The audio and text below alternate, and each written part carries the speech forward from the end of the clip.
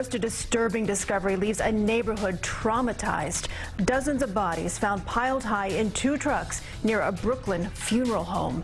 Good evening to you. I'm Christine Johnson. I'm Maurice Dubois, now on CBS 2 and streaming on CBSN New York. That gruesome discovery coming after neighbors reported a foul odor, setting off a police investigation. CBS 2's Christina Fan live in Flatlands tonight with the story. Christina. Well, Maurice and Christine, if it isn't devastating enough to lose your family member to the coronavirus, imagine learning that their bodies were left to decompose inside one of these trucks outside the funeral home. That is how police found more than 70 bodies today, and now there is an effort to make sure this never happens again. A place where the deceased are supposed to be cared for with respect is now caught in the center of a grim investigation. For days, neighbors say this funeral home struggled to handle the overwhelming number of COVID-19 bodies. The odor so foul, some witnesses reported seeing fluid seeping from the trucks the bodies were stored in. They had bodies all over the floor inside the funeral home, taken them out one by one, blood dripping, and those guys that was working there eating with nothing in their hands.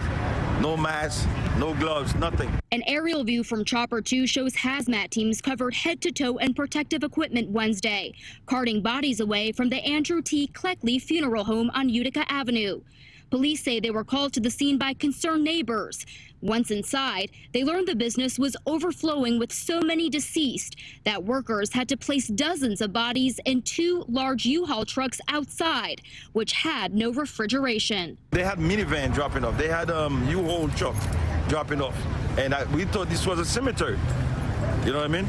It was overwhelming. The NYPD says the Department of Health is now investigating.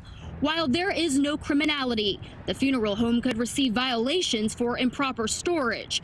Under law, funeral directors are required to store bodies in appropriate conditions and to follow routine infection prevention and control precautions. If it was my father, my mother, my brother, my sister, that they're not respecting the dead, I'd be very upset. Brooklyn Borough President Eric Adams says the traumatizing sight is one the neighborhood should have never seen.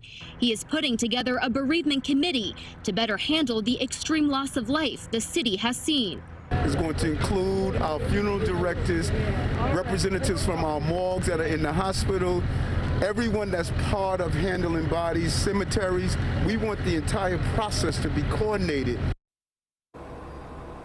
And Adams says that committee meeting will be held on Monday. We reached out to the funeral home many times today for comment, but nobody answered our calls. Reporting live from the Flatlands section of Brooklyn, Christina Fan, CBS 2 News.